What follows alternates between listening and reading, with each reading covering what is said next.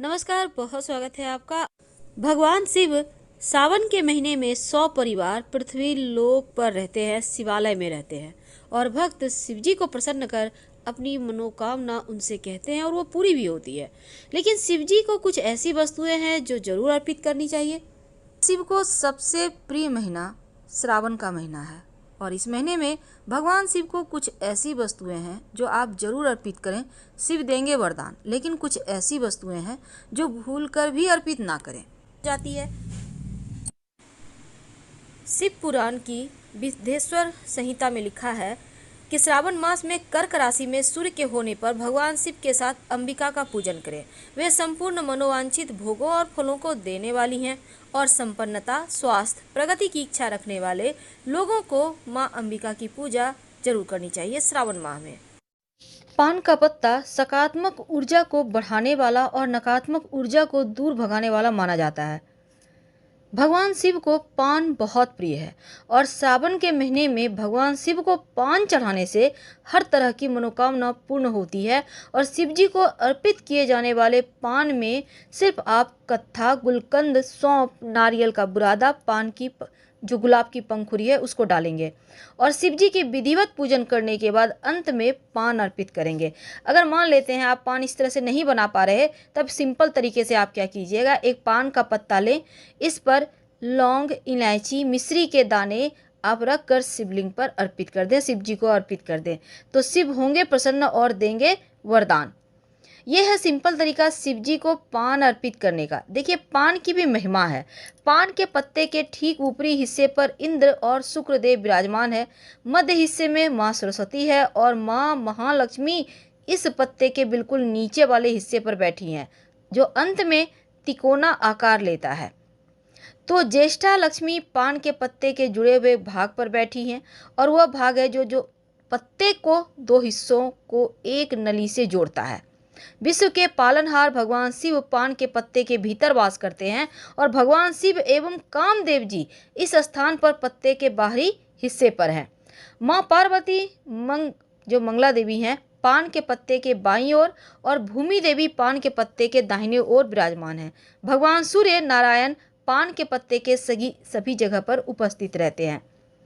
तो पान के पत्ते अगर आप शिव जी को अर्पित कर दें, समस्त मनोकामनाएं पूर्ण हो जाती है। अब शिव सत्य है, शिव समर्पण है, त्याग है, परिभाषित होने से परे है और शास्त्रों में कहा गया है कि जिस तरह सत्य और शक्ति एक दूसरे के बगैर अधूरे हैं, जिस तरह आत्मा और मन के बगैर शरीर जागृत नहीं हो सकता, उसी प्रकार शिव और पार्वती जी एक दूसरे के बगैर कल्पना नहीं की जा सकती। तो श्रावण माह एक ऐसा अवसर है जब आप अपने अंतर्निहित सत्य स्वरूप शिव और ऊर्जा के रूप में विद्यमान शक्ति को एकाकार कर सकते हैं। तो चलिए जानते हैं शिवलिंग पर क्या अर्पित करके आप किस मनोकामना को पूरी कर सकते हैं। शिवलिंग पर दूध अर्पित करने से आरोग्य की प्राप्ति होती है, यानी आपका स्वास्थ्य अच्छा रहता है। अगर आप दही अर्पित करते हैं तो जीवन में खुशियाँ, हर्ष, उल्लास की प्राप्ति होती है, यानी कि आपका शुक्र बेहतर होता है और भौतिक सुख साधन आपके जीवन में बढ़ जाता है। अगर आप शिवलिंग पर घी अर्पित करते हैं तो आपका तेज बढ़ता है, आपके हर जगह आपका सम्मान बढ़ता है और संतान की प्राप्ति होती है, संतान तरक्की करता है। अगर आप शहद अर्पित करें तो आपकी सौंदर्य, आपका खूबसूरती बढ़ता है, आपकी जो वाणी में मिठास है वो बनी रहती है, समाज में आपकी लोकप्रियता बढ़ती चली जाती है। अगर आप चाहते हैं कि जीवन में खूब सुख, समृद्धि, ऐश्वर्य की प्राप्ति होती रहे तो शिवलिंग पर शक्कर या फिर गुड़ की डली अर्पित करें। ऐसा करने से जीवन में सुख और धन की कमी कभी नहीं होती, चाहे आप कैसी भी स्थिति में हो। शिवलिंग पर अगर श्रावण माह में आप इत्र अर्पित करते हैं तो धर्म की प्राप्ति होती है। इत्र अर्पित करने से जीवन में उमंग बढ़ता है, खुशियाँ आती है। और अगर सुगंधित तेल अर्पित करें तो धन धान्य की वृद्धि होती है, भौतिक सुख बढ़ते हैं। चंदन अर्पित करने से समाज में यश, मान, सम्मान बढ़ता ही चला जाता है। वैसे तो भगवान शिव की पूजा में सबसे ज़्यादा भांग, धतूरा, दूध, चंदन और भस्म अर्पित करने का विधान है। भगवान शिव को बैरागी भी कहा जाता है और शिवलिंग में आम जीवन में जो इस्तेमाल चीज़ें होती है ना, उसको नहीं चढ़ाया जाता। तो चलिए हम जानते हैं वो कौन सी चीजें हैं जो बिल्कुल भी इस्तेमाल नहीं करना है। शंख से भूलकर भी शिव जी को जल मत अर्पित कीजिए। भगवान शिव ने शंखचूड़ नामक असुर का वध किया था और शंख को उसी असुर का प्रतीक माना जाता है जो कि भगवान श्री हरि का भक्त था। इसीलिए भगवान शिव की पूजा में शंख इस्तेमाल नहीं होता है। चावल टूटा फूटा हुआ बिल्कुल भी इस्तेमाल ना करें शिव की पूजा में। पहले से आप चुनकर रख लें, एकदम साबुत होना चाहिए। और शास्त्रों में लिखा है टूटा हुआ चावल अशुद्ध होता है। तुलसी के पत्ते, शिव जी की पूजा में तुलसी के पत्ते अर्पित नहीं किए जाते क्योंकि भगवान विष्णु ने तुलसी को पत्नी के रूप में स्वीकार किया है।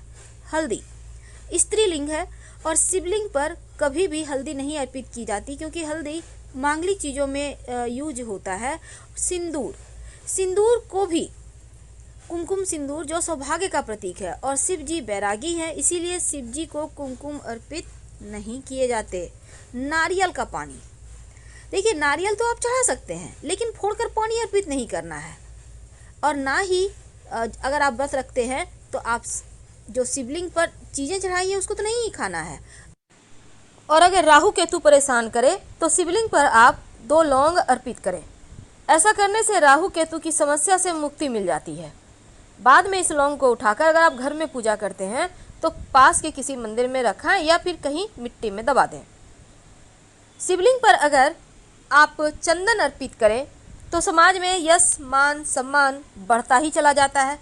चंदन अर्पित करने से मस्तक ठंडा रहता है, आपका चंद्रमा बेहतर होता है। और अगर आप शिवलिंग पर भांग अर्पित करते हैं तो समस्त पापों का नाश होता है। भांग के पत्ते भी अर्पित किए जाते हैं शिवलिंग पर, बुराइयां समाप्त होती है। अगर आप आंवला अर्पित करें या आंवले का रस अर्पित करें तो जीवन में खुशियां आती है, आप दीर्घायु होते हैं। अगर केसर अर्पित किया जाए तो दाम्पत्य जीवन सुखमय रहता है, विवाह में आने वाली अड़चनें समाप्त होती है और मनचाहा जीवन साथी प्राप्त होता है। गन्ने का रस अर्पित करने से शिवलिंग पर आपके जीवन में मिठास बढ़ती है, सुखों की प्राप्ति होती है और परिवार के सदस्यों के मध्य प्रेम भी बना रहता है। गेहूं चढ़ाने से वंश वृद्धि होती है और योग्य संतान की प्राप्ति होती है। 1 मुट्ठी गेहूं अर्पित किया जा सकता है। शिवलिंग पर अगर आप चावल अर्पित करते हैं, 1 भी दाना अर्पित कर दें तो जीवन में धन सुख समृद्धि की कमी कभी नहीं होगी। अगर काला तिल अर्पित करें तो समस्त पापों का, बीमारियों का नाश होता है। शिवलिंग पर अगर आप बेलपत्र अर्पित करें जो कि शिव जी को सबसे प्रिय है तो सभी संकट दूर होते हैं। बेलपत्र 5 जगह अर्पित किए जाते हैं, गणेश जी को, शिव जी को, जलाधारी पर और नंदी महाराज को और शिव जी के माथे पर। अगर आप समी के पत्ते अर्पित करते हैं तो जीवन में बस ये समझ लें कि स्वर्ण दान के इतना पुण्य मिलता है और किसी चीज़ की कभी कमी रहती ही नहीं। इसीलिए जहाँ तक संभव हो आप जो समी का पुष्प होता है ना, 11 समी के पुष्प अगर शिवलिंग पर आप जैसे कि 4 सोमवार हैं, किसी भी सोमवार के दिन चढ़ा देते हैं तो उसके लिए आपको बस समी के पौधे तक ही जाना है।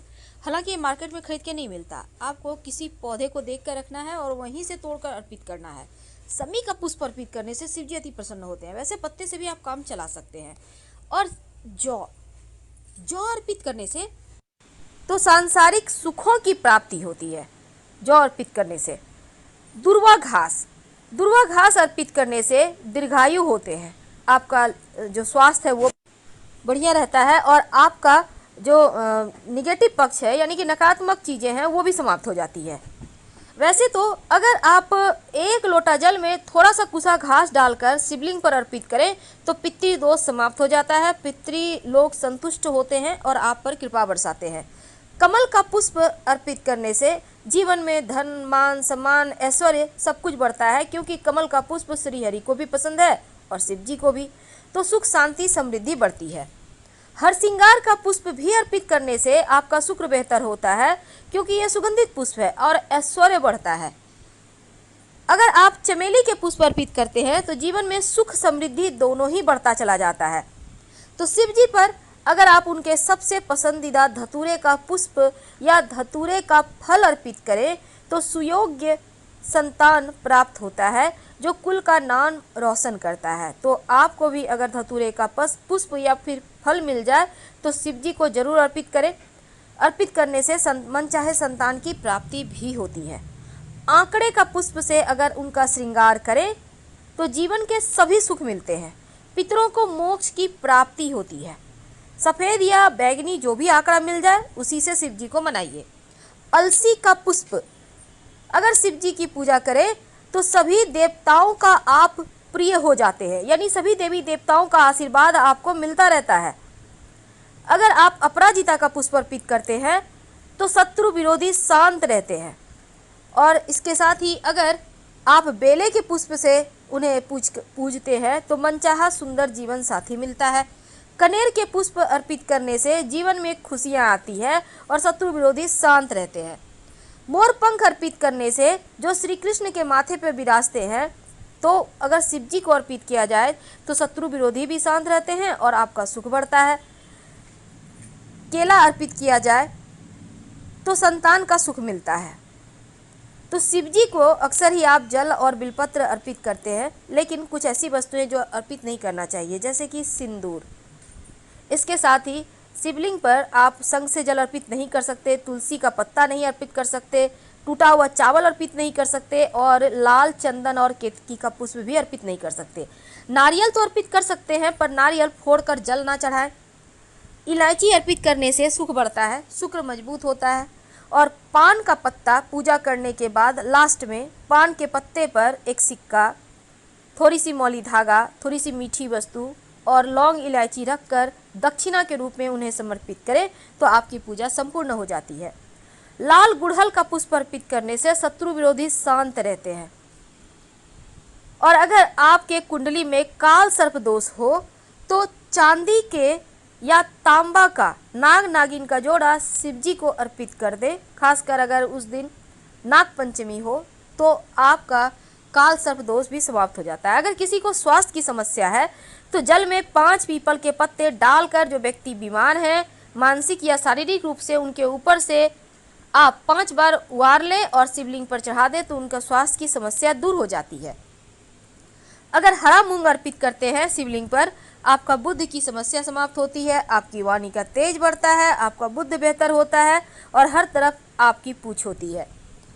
अगर आप शिवलिंग पर अबीर गुलाल अर्पित करते हैं, किसी भी कलर का अर्पित कर सकते हैं, आपका शुक्र बेहतर होता है। अगर कोई वैवाहिक जीवन में कष्ट हो या शुक्र आपका नीच में हो तो वो ठीक हो जाता है, धीरे धीरे खुशियाँ आने लगती है। पंचामृत से भी शिवलिंग का अभिषेक कर सकते हैं, इससे भी शिव जी प्रसन्न होते हैं और जीवन में चारों दिशाओं से आपकी तरक्की होती है। शाम के वक्त एक शिव जी के मंदिर में दिया जरूर जलाइए। पास के किसी भी मंदिर में, भले ही मंदिर बंद हो, पर सीढ़ी पर जलाकर चले आए तो जीवन में अंधेरा कभी नहीं रहेगा। यानी कि पूरे सावन में आप पास के किसी भी मंदिर के सीढ़ी पर या मंदिर में ही जाकर एक दिया जरूर जलाया करें। दिया तेल का भी हो सकता है, घी का भी हो सकता है, आपकी श्रद्धा पर है। तो हम आपसे विदा लेते हैं। जानकारी अच्छी लगे तब लाइक कर सब्सक्राइब कीजिए, अपनों से वीडियो को शेयर कीजिए और कमेंट में हर हर महादेव जरूर लिखिएगा। धन्यवाद।